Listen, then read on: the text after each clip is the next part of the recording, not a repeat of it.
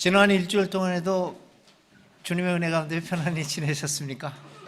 네. 오늘 마스크들을 많이 안 쓰시네요. 와, 네. 저 요즘 마스크를 안 써서 지하철 갈 때도 안 쓰는데 안 쓰는 사람이 서너 사람밖에 안 돼가지고 꼭 죄 짓는 것 같아가지고 슬그머니 마스크를 쓰려다가 그래도 초지일관이지 하면서 안 쓰고 버티고는 했습니다. 오늘도 많이 안 쓰고 하시니까 좋습니다. 이상희 선생님 지금 그 얘기 듣고 벗으셨어요. 그래도 초지일관 하시는 게 좋은데.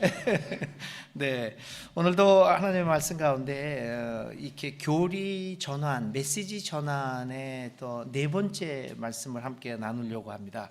제가 2008년도에 처음으로 이제 한 40년 가까이 외국에 살다가 2008년도에 현대교회로 부임하면서 한국으로 돌아왔습니다. 근데 그때가 이제 49살인가 막 쉬운 됐을 때였어요.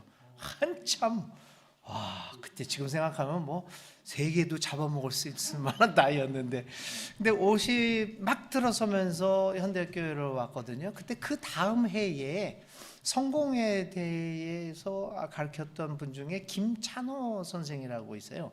그분이 2009년도에 생애의 발견이라고 하는 책을 이제 발행을 하셨습니다. 저는 굉장히 감명을 받았던 책입니다. 우리 인간의 생애가 어떻게, 특별히 한국인의 생애가 어떤 단계를 거치면서 성장하고 또 이렇게 이루어지는가 한 거를, 이 한국 사람의 생애를 15개 단계로 풀이한 책이었습니다. 저로서는 상당히 중요한 내용을 가지고 있고 이렇게 임팩트하게 받아들였던 책입니다. 그분이 이 책에서 이렇게 얘기합니다. 삶은 단순한 생존이 아니다. 물리적인 시간과 생리적인 연명을 넘어서 의미를 빚어내는 것이 삶이다. 그러면서 오늘날 한국인이 불행한 까닭은 이러한 삶의 부재 때문이다. 그리고 시간에 쫓기고 거대한 체제에 의해 관리되는 생활 속에서 탐욕과 두려움에 끌려다니면서 우리가 모든 순간에서 소외되고 있기 때문이다. 그러므로 우리는 시간의 연속성 속에서 자신을 발견할 때 우리는 비로소 살아있음을 확인한다. 우리 삶의 경험을 이야기로 빚어내고 그 의미가 타인에게 공명될 때 인생은 살맛이 난다 라고 이야기했습니다. 저는 그때 50을 막 들어섰는데 이 삶의 정의에 대해서 굉장한 의미를 많이 부여받았습니다. 정말 나는 물리적이고 시간적인 연명, 그 생존을 넘어서 나의 삶의 의미를 빚어내면서 살맛 나는 삶을 살아가고 있는가? 그때 50대 초반에 고민했던 것 중에 하나입니다. 우리의 생애는 어떤 모습일까? 이러한 의미에서 예수님은 정말 살맛 나는 삶을 사셨을까? 그는 시간과 공간의 그러한 연명을 넘어서서 삶의 의미를 빚어내면서 우리에게 공명되는 살맛 나는 삶을 사셨을까라고 하는 것을 생각해 보게 되었어요. 오늘 읽을 말씀을 보면 예수의 생애는, 삶은 태어나고 자라고 성장하고 그리고 일하다가 어느 날 때가 되어서 숨을 거두는 보통 사람의 생애와 똑같습니다.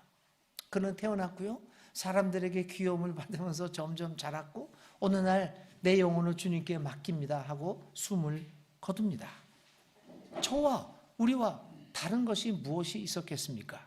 그럼에도 그는 생존을 넘어서 참 사람의 삶 자체를 살아갔던 것으로 우리가 기억되고 있고, 비록 2000년 이전에 존재의 사람이었을지라도 오늘을 살아가는 우리에게 지금도 막대한 영향력을 발휘하고 있습니다. 그러므로 예수님의 생애를 발견하는 것은 매우 중요한 의미를 갖고 있다고 생각합니다. 여러분과 우리는 예수님의 생애를 어떤 식으로 기억하고 있을까요? 그래서 저는 먼저 기독교가 기억하고 있는 예수의 생애가 어떤 것인가를 살펴보려고 합니다. 특히 교회 역사, 다시 말하면 교리의 역사는 예수님의 생애를 어떤 식으로 기억하고 있는 것일까요?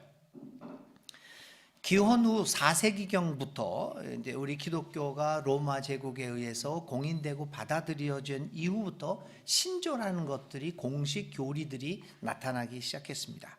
니케아 신조를 비롯하여 우리가 너무나 익숙한 사도신경, 그 외에 후대에 나타나는 수많은 신조, 신앙 고백, 심지어는 21세기에 나타나는 장로교, 우리 대한예수교 장로교 신앙 고백서, 그 수많은 신앙 고백서, 이런 것들에서 나타나는 예수의 생애는 무엇입니까?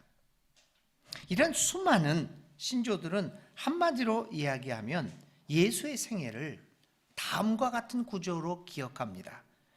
태어남, 고난, 죽음, 부활, 승천, 재림, 이 6가지 구조로 기억하고 있습니다. 거기에다가 예수의 생애를 인류를 죄로부터 구원하여 천국으로 이끄는 구원자라는 틀 속에서 아까 말씀드린 대로 태어남, 고난, 죽음, 부활, 승천, 재림이라는 이러한 구조로 예수의 생애를 발견하고 있습니다. 우리 현대 기독교인에게 가장 알려지고 그리고 전도할 때 가장 많이 사용하는 문서가 하나 있습니다. 여러분들이 잘 알고 계시는 사형리라고 하는 문서입니다. 기독교의 가르침을 4가지 원리로 요약해 놓았다라고 알려지는 겁니다. 저는 의문이에요. 이렇게 풍부하고 다양한 그 기독교의 가르침을 어떻게 4가지로 요약할 수 있을까? 하여튼 옛날에 우리가 대학 다니고 지금도 그렇지만 족보라는 게 있어가지고 시험 문제를 딱 요약해가지고 그것만 공식으로 외우듯이 어떻게 이 종교의 진리를 4가지로 요약할 수 있을까? 하여간 4가지로 요약을 했습니다. 첫 번째, 하나님은 사랑이시고 우리를 향한 사랑의 계획을 갖고 계시다. 두 번째 원리, 그런데 인간은 죄를 지어서 그 죄값으로 죽을 수밖에 없다. 세 번째, 그래서 사랑이신 하나님은 예수를 보내 죽게 하시고 우리를 구원하게 했다. 죄 용서를 위해서 죽게 했다. 네 번째, 그러므로 우리는 예수를 영접하면 우리는 구원받는다. 이 4가지로 요약합니다. 여기서도 마찬가지로 이 사형리라고 하는 가장 유명한 이 교리에서도 예수 생애는 위에서 언급한 수많은 신조와 신앙 고백에서 나타난 6가지 구조, 태어남, 고난, 죽음, 부활, 승천, 재림이라고 하는 구조로 파악하고 있습니다. 오늘 우리들의 신앙의 구조가 바로 이렇습니다. 예수의 생애를 이 6가지 구조로 파악하는 것으로부터 우리 신앙이 출발하고 거기에다가 서구의 희생양 논리가 접합됩니다. 아시아로 와서, 우리와 나라 와서 아시아의 공적 사상, 정한수 떠놓고 공적을 잘 드려야지만 쌓여지는 공적 사상, 거기다가 기복 사상이 더해집니다. 그리고 20세기 초에 나타나는 문자적 근본주의가 합해져서 이 6가지 구조, 희생양 논리, 공적 사상, 기복 사상, 문자적 근본주의가 합해져서 저는 이렇게 표현합니다. 매우 기형적인 신앙의 형태를 갖추게 되었다. 그 기형적인, 오늘 우리가 왜 이러한 신앙을 가지고 이러한 모습을 보일까? 이 구조를 살펴보면 그 구조에 그런 기본적인 구조가 있더라라는 것을 우리가 발견하게 됩니다. 저는 매일 출근할 때마다 서울역에서 내려서 이렇게 걸어옵니다. 오늘도 교회 나올 때 서울역에서 내려서 한 20분간 걸어옵니다. 서울역에 아침에 딱 내리면요, 난리가 납니다. 한번 8시 반쯤에 서울역 광장에 가보세요. 할아버지, 할머니, 청년들 예수 복음 전한다고 난리를 칩니다. 그래서 어떤 때 신기해가지고 내 소리를 들어봤어요. 도대체 뭔 소리를 하는가? 야, 진짜 말도 안 되는 소리들을 해요. 그런데 저는 이상하게 생각합니다. 불교 사람들 중에서 그렇게 난리치는 사람 없어요. 천주교 사람도 그렇고 원불교 사람도 그런 거 없어. 근데 왜 우리들만 그럴까? 며칠 전에는 지하철을 타서 저는 동대문을 가서 동대문에서 또 이제 4호선을 타고 가는데요. 갑자기 저쪽에서 같은 칸에서 예수가 가버나움으로 들어가셨다. 이게 뭔 소리야? 그랬더니 어떤 할아버지가요, 성경을, 그것도 옛날 개혁 가라사대 그걸로 큰 소리로 예수가 가버나움으로 들어가시니 뭐 어쩌고저쩌고. 사람들이 전부 다 쳐다보지도 않고 고개를 다 푹 숙이고 있어요. 여러분, 왜 우리만 이럴까? 같은 종교인들 중에서 왜 우리만 이런 모습을 보일까? 여러분들, 그것을 우리의 믿음의 형태가 기형적인 것이라고 생각하지 않습니까? 이러한 기형적인 형태를 갖추게 된 것이 이처럼 이 기형적인 신앙의 근원은 다름 아닌 예수의 생애에 대한 편협하고 일방적인 해석과 설명에 있음을 알 수 있습니다. 우리가 예수의 생애를 제대로 발견하지 못하니까 우리가 발견한 편협한 그 해석 속에서 오늘 이와 같은 기형적인 모습을 보이고 있게 되었다라고 하는 것입니다. 이 같은 해석들은 이러한 6가지 구조로 만드는 예수의 생애를 이렇게 식으로 파악하는 것은 예수를 참 사람으로서가 아니라 오직 신적인 존재, 아니 예수가 신 자체라는 측면을 강조하기 위한 목적으로부터 출발합니다. 그러므로 그가 행한 모든 이적 행위는 예수가 신적 존재라는 것을 증명하기 위한 겁니다. 병자와 다양한 장애인 치유 사건, 무리를 걷거나 풍랑을 잠잠하게 한 것, 모든 이적 사건은 예수가 신이라는 것을 증명하기 위한 것입니다. 다른 의미가 없습니다. 이렇게 예수에 대하여 점차 신성화가 이루어지며 마침내 예수는 신의 경지에 이르게 되고 부활과 승천 사건을 통하여 인간을 벗어나서 완벽하게 신의 세계로 그분은 접어듭니다. 이것이 오늘 우리들의 신앙의 발전의 모습이죠. 이렇게 해서 우리에게 예수는 이제 더 이상 따라야 할 존재가 아니라 오직 숭배와 경배의 신앙의 대상으로만 존재하게 되었습니다. 이렇게 된 이상 예수의 땅 위에서의 행적에 대해서 우리가 알아야 할 필요가 없습니다. 그분은 신의 세계에 들어가 버린 뿐이기 때문입니다. 이런 과정을 거쳐 신조들은 예수의 생애를 위해서 언급한 태어남, 고난, 죽음, 부활, 승천, 재림으로 규정하고 예수의 이 땅 위에서의 생애와 행적들을 다 생략해 버리고 말았습니다. 그래서 예수는 우리에게 더 이상 사람이 아니라 신으로 남게 되었습니다. 그분은 믿음의 대상이지 따라가야 할 대상이 아닙니다. 그뿐 아니라 예수 생애의 목적이 오직 인류의 구원, 죽어서 우리를 천당으로 데려가는 그 구원이라는 것에 집중됨으로써 유대인 예수를 발견을 해야 됩니다.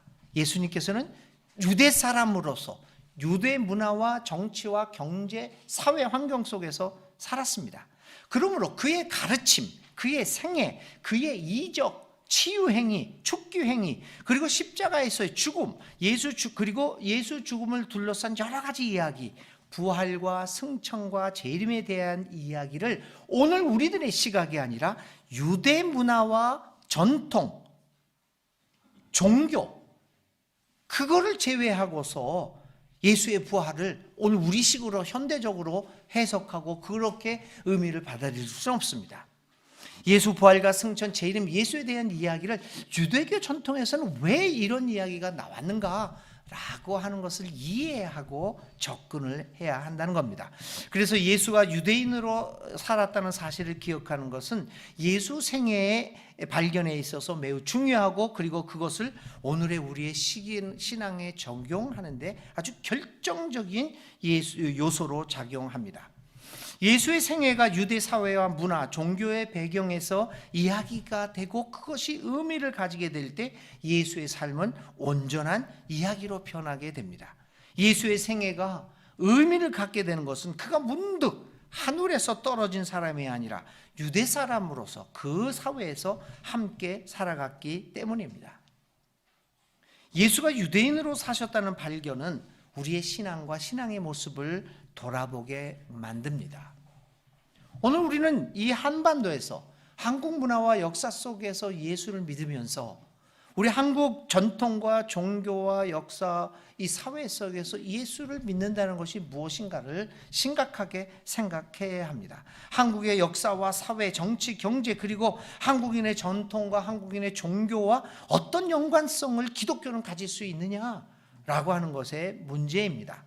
예수가 유대인으로 산 것처럼 오늘 한국 기독교도 한국인으로서 한국 문화 속에서 어떻게 해석하며 어떻게 예수의 생애를 발견하고 우리의 신앙을 이어갈 수 있느냐를 돌아봐야 합니다.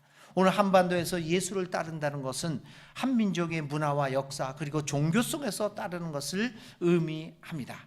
오늘 우리의 신앙이 전환되기 위해서는 무엇보다도 예수의 생애를 우리 또 한국 기독교인으로서 한국 역사와 전통 문화와 어떻게 이해를 가지고 교류를 할 수 있느냐에 달려 있습니다. 교회가 한국 문화를 떠나서 그냥 독자적으로 존재할 때 우리는 외래 종교를 벗어나지 못할 것입니다. 교회는 한국 역사와 문화와 그리고 미래와는 전혀 상관없는 폐쇄된 집단이 되어서 점차 소멸되어 갈 것입니다. 또 다른 의미에서 예수가 유대인으로 살았다고 하는 것은 그가 유대 역사 변혁의 시기에서 적극적으로 유대 역사에 참여하며 로마 제국의 폭거에 저항했다는 것을 의미합니다. 그는 하늘만 바라보면서 살지 않았습니다.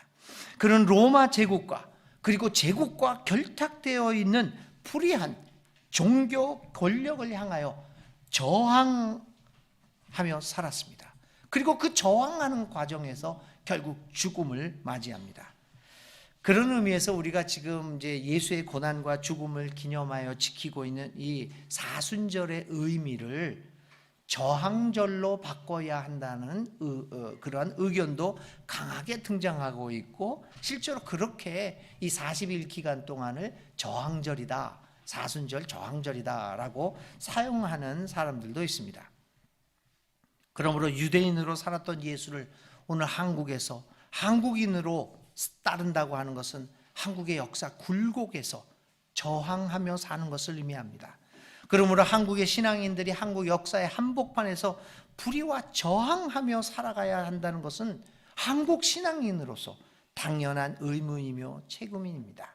한국의 신앙인으로서 오늘의 역사에 적극 참여해야 함을 의미합니다. 역사를 외면하고 고고하게 죽어서 가는 천국만을 바라보는 것은 유대인으로서 유대 역사의 한복판에서 살아가신 예수의 삶을 모욕하는 일이 아닐까요? 예수를 유대인으로서 살아갔다는 그 생애 발견은 우리로 한국 역사 속에서 예수 따르미로 살아가게 만들 것입니다. 이러할 때 우리 교회는 한국의 역사와 함께 살아가는 민족교회가 될 것이고 그리고 이러한 것으로부터 출발하여 세계 아니 온 우주를 향하는 아름다운 믿음으로 발전하게 될 것입니다. 두 번째 우리가 기억해 볼 것은 복음서 기록자를 통하여 예수의 제자들이 예수를 기억하며 사용한 단어가 가장 많이 사용한 단어가 무엇인가 하는 겁니다. 오늘 우리들에게 예수를 지칭하면서 가장 많이 사용하는 것은 구세주라는 단어일 겁니다. 근데 초대 때 예수님 당시에는 어떤 단어가 가장 예수를 지칭하는 단어였습니까? 선생님이었습니다. 그들은 예수를 선생님으로 기억했습니다. 제자들만이 아닙니다. 예수를 적대시하던 사람들도 예수를 선생님이라고 불렀습니다. 선생으로서의 예수의 생애의 발견은 매우 중요합니다.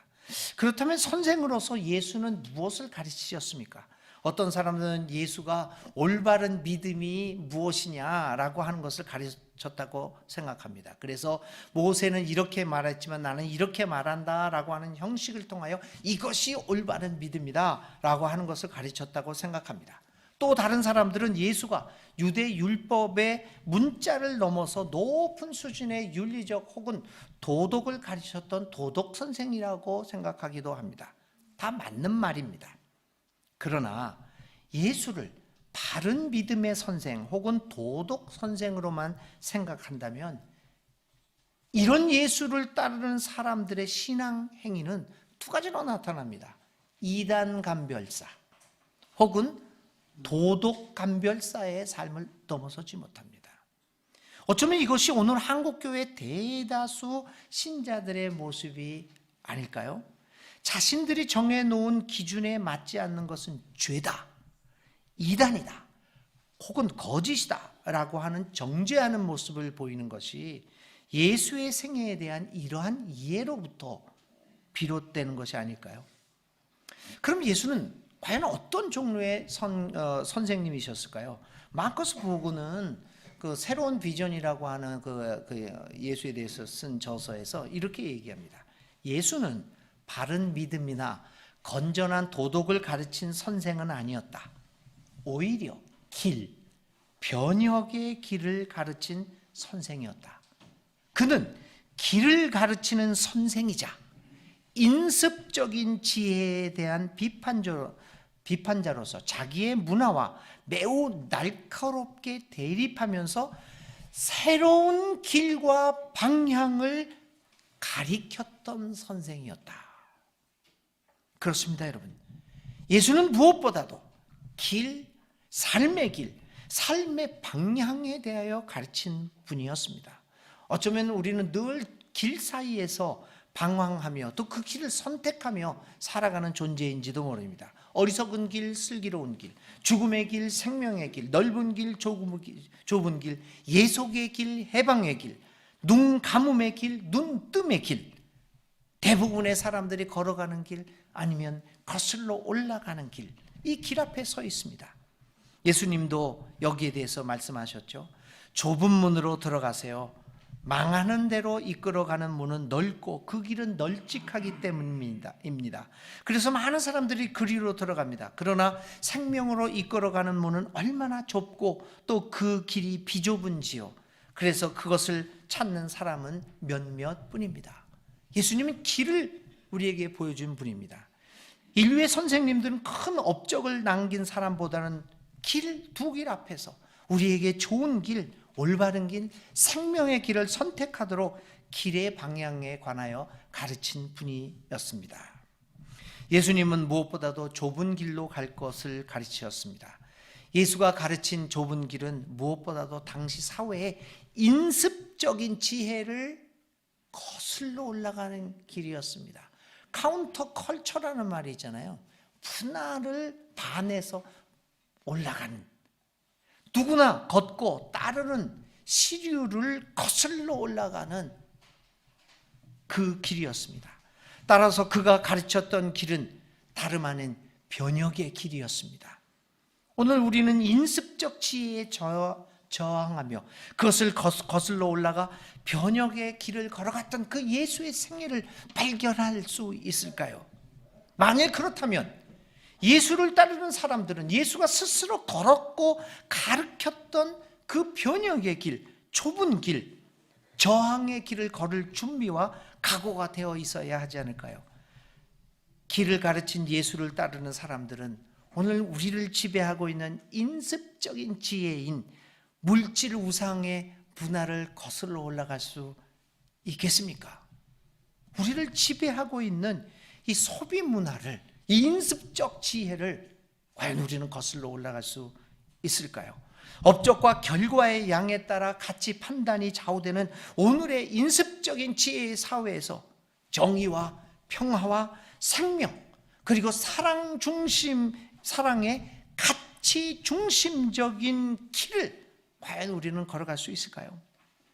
교회 여러분, 우리의 삶에서 가장 중요한 것은 얼마나 많은 업적을 남겼느냐보다 내가 과연 어떤 방향의 길을 살았느냐가 중요하지 않겠습니까? 오늘 우리 한국 사회가 요구하는 지도자는 많은 업적을 이루고 우리를 경제 대국으로 G7으로 만드는 그러한 지도자가 아니라 우리 사회가 나아갈 방향을 보여주는 선생과 같은 지도자일 것입니다. 그것을 우리는 선생으로 사신 예수를 발견하면서 깨닫게 됩니다. 교회 여러분, 우리 새길교회는 제가 보건대 세길교회가 10,000교회는 절대 안 됩니다. 1000명교회도 안 됩니다. 나보고 뭐 원장이 왜 저렇게 비관적이야? 왜 포부가 없어? 안 됩니다. 업적을 남길 수가 없습니다. 우리는 돈도 많지 않습니다. 1년에 100억씩 막 투자할 때도 없습니다. 도대체 뭘 남기시기를 원합니까? 이 세길교회를 통해서. 세길교회가 한국교회에서 남길 게 뭐가 있겠습니까? 우리는 예수가 걸었던, 선생으로 걸었던 그 길을 걸으면서 우리는 길의 방향을 보면서 걸었다. 이것을 자랑하고 그것을 내놓을 것밖에 뭐가 있겠습니까? 여러분, 오늘 한국 사회에서 우리 믿는 이들이, 예수 따름 이들이, 그리고 우리 한국교회가, 아니 우리가 몸담고 있는 세길교회가 한국교회, 한국 사회를 향하여 방향을 보여주는 등불과 같은 길 안내자와 같은 역할을 감당할 수 있기를 간절히 바랍니다. 세 번째, 우리가 예수의 생애에서 중요한 것은 예수는 가난한 사람의 집에서 태어났다고 하는 사실입니다. 그는 당시 팔레스타인 지역의 대다수 유대인들이 그러했듯이 빈민층에 속해 있었습니다. 그는 어렸을 때 아버지를 여의고 가족을 먹여 살리기 위해 여러 가지 일을 해야만 했습니다. 그는 건축 노동자로, 어떤 때는 인력 시장에 나가서 일용 노동자로 팔려가기를 기다리는 경험도 했습니다. 농번기에는 농장에서 일용직으로 일했고 또 고깃배에서 일용직으로 일하기도 했습니다. 그런 가운데 임금을 제대로 받지 못하는 노동 착취의 현장도 경험했습니다. 한마디로 그는 가난했기 때문입니다. 예수의 가르침에 나타나는, 예수의 그 수많은 비유에 나타나는 다양한 노동의 비유는 이런 자신의 삶의 경험이 그대로 반영되고 있습니다. 예수의 생애를 발견하고자 할 때 우리에게 다가오는 것은 예수가 가난한 노동자, 가난한 농민이라고 하는 사실입니다. 가난과 노동을 예수의 생애에서 분리하면 안 됩니다. 예수를 따르고 그의 생애를 이해하기 위해서는 가난한 노동자, 가난한 농민 예수로부터 출발해야 합니다. 그래서 예수가 공개적으로 사역을 시작했을 때 그의 사역의 방향은 무엇보다도 이 가난한 사람의 입장에서 출발하는 것입니다. 어디서부터 출발하는가라고 하는 시각의 문제는 모든 일의 향방을 결정합니다. 위에서 바라보는 것과 아래로부터 바라보는 것은 커다란 차이를 낳지 않습니까? 어디서부터 출발하느냐에 따라서 모든 삶의 행위와 결과는 달라집니다. 예수는 그의 사역의 출발점을 분명하게 했습니다. 가난한 노동자였습니다. 가난한 농민 편에 서 있었습니다. 가난한 노동자로, 농민으로 이 예수의 생애를 발견하는 것은 우리 믿는 이들과 예수 따르미로 하여금 어떻게 행동해야 하는 것을 결정짓게 합니다. 이제 우리의 신앙적 행위는 자명해집니다.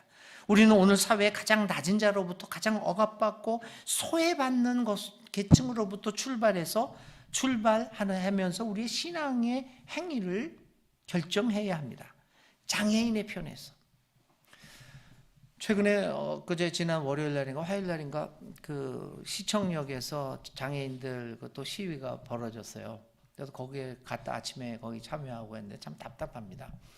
근데 거기서 이제 그 전에 있었던 일인데, 이제 장애인이 휠체어를 타고 출근 시간에 지하철을 탔습니다. 어떤 비장애인이 화를 내면서, 당신들 말이야, 아니 왜 이렇게 출근하느라 바쁜데 여기 와가지고 이렇게 사람을 힘들게 만드냐. 그런 생각 가끔 들 수도 있겠죠. 그래서 그렇게 얘기를 했어요. 실제로 있었던 얘기입니다. 이분이 여자분이었는데 뭐라고 얘기했냐면은, 이 출근 시간에 왜 이렇게 좀 출근 다 끝나고 좀 타면 누가 뭘 하냐. 그랬더니 이분이 딱 하는 답변이 뭐냐면, 나도 출근하는 중입니다. 왜 우리는 그분들을 볼 때 출근 안 한다고 생각을 하는가요? 그래서 장애인의 편에서, 노동자의 편에서, 성소수자를 비롯한 다양하게 소외되는 사람들로부터, 여성으로부터, 어린이로부터, 노약자로부터, 난민과 이주민으로부터 출발해야 합니다. 예수는 자신이 서 있는 것을 분명히 밝혔습니다. 거기에서 그는 사회의 불이한 구조를 향하여 저항의 목소리를 높입니다. 그는 그의 외침의 행동은 가난한 사람의 편에 사는 행위는 결국 그를 죽음으로 몰아갔습니다. 그런 대속적인 의미가 아니라 가난한 사람의 편에 서서 사회적 뒤집기를 시도하다 높은 곳의 권력자들에 의해 목숨을 잃습니다. 그는 본보기로 희생당합니다. 그런 의미에서 그의 죽음은 불의한 권력에 의해 자행된 희생의 죽음입니다.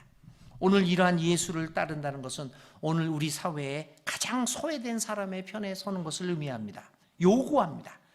그러나 여러분, 소외받는 사람들의 이 편에 서는 일은 쉽지 않습니다. 왜냐하면 우리 몸에 너무나 배어있지 않기 때문입니다. 그래서 부단한 훈련과 끊임없는 의식 성찰, 깨어있음이 필요합니다. 의식적으로 소외된 사람의 편에서 생각하기를 노력해야 합니다. 예배 순서를 기획할 때도 제가 이런 말을 하면서 제대로 하지는 못합니다. 어떤 행사를 구성할 때도, 어떤 회의를 구성할 때도 이런 원리를 적용하도록 노력해야 합니다. 제가 작년에 세길교회 와서 제일 이상했던 거가 하나 있습니다. 신앙 고백에서 우리는 교회가 예수의 십자가와 죽음에 참여하며 동참하며 자매 형제들이 사랑의 교제를 나누는 신앙 공동체임을 믿는다. 내가 놀랐어요. 자매 형제란 말을 처음 들었거든요. 형제 자매지. 굉장히 어색하게 들렸어요. 근데 여러분, 이런 의식적인 노력을 하지 않으면 결코 우리는 소외된 사람의 편에 설 수가 없습니다. 자매 형제, 아주 의식적인 표현 아니겠습니까? 그러할 때 우리는 진정한 예수 따르미로 살아갈 수 있을 것입니다. 이처럼 예수 생애의 발견은 우리로 신앙의 내용은 물론 우리의 신앙의 방향을 전환하도록 만들어 줄 것입니다. 마지막으로 예수의 생애를 어떻게 발견할 수 있을까요? 그는 무엇보다도 영의 사람이었습니다. 예수는 성령으로 잉태됩니다. 그가 태어날 때 천사들이 영으로 함께합니다. 예수의 부모는 하나님의 영에 이끌려 예수와 함께 이집트로 갔다가 하나님의 영에 이끌려 다시 나사렛으로 돌아옵니다. 그가 세례받을 때 하늘문이 열리고 하나님의 영이 비둘기처럼 그의 위에 내립니다. 그는 성령에 이끌려 광야로 나가 사탄의 시험을 받지만 하나님의 영의 충만함으로 유혹을 물리칩니다. 그는 평생 살아가면서 하나님의 영에 이끌려 살아왔습니다. 그는 하나님의 영의 충만함을 받아 하나님의 메시지를 선포하고 광도의 소굴로 변한 성전을 정화시킵니다. 그는 하나님의 영에 이끌려 이적을 베풀고 정의를 외칩니다. 그리고 마침내 십자가에서 숨을 거두면서 그의 영을 하나님께 맡깁니다. 성서의 기록을 보면 이처럼 예수는 영의 사람이었습니다. 예수의 생애는 이처럼 하나님의 영 가운데서 발견됩니다. 하나님의 영으로 살아갔기에 예수는 나를 본 사람은 하나님을 보았다. 하나님이 일하시니 나도 일한다. 내 안에 하나님이, 하나님의 안에 내가 있다. 나는 하나님의 아들이다 라고 말했습니다. 하나님의 영으로 예수는 하나님과 하나 되었고 하나님의 일을 할 수 있었습니다. 그것은 그가 하나님의 영으로 충만한 사람이었기 때문에 가능했습니다. 하나님의 영으로 가득 찬 예수는 꿈꾸는 사람이었습니다. 그는 하나님의 영에 사로잡혀서 평생 하나님 나라를 향한 꿈을 꾸면서 살았습니다. 예수는 진정 꿈꾸는 사람의 생애를 살았습니다. 그가 꾸는 꿈은 오직 하나님 나라의 실현과 관련이 있었습니다. 그는 사랑, 평화, 정의, 생명의 하나님 나라를 꿈꾸면서 살았습니다. 그는 하나님의 영으로 충만한 삶을 살았기에 하나님의 사람으로 하나님 나라를 꿈꾸며 살 수 있었습니다. 무엇보다도 그는 하나님 나라 꿈을 꾸는 영의 사람이었습니다. 만일 우리가 이런 예수의 생애를 발견하고 이런 예수를 따른다고 하면 어느 우리도 하나님의 영으로 가득 차서 예수처럼 하나님 나라를 향한 꿈을 꾸어야 합니다. 예수의 이 네 가지 생애 중에서 가장 중요한 것은 그가 영의 사람이었다는 것입니다. 그는 하나님과의 깊은 교제를 통해서 그 내면의 삶에서 하나님을 체험하고 하나님을 경험하고 하나님과 함께 살아갔던 사람입니다.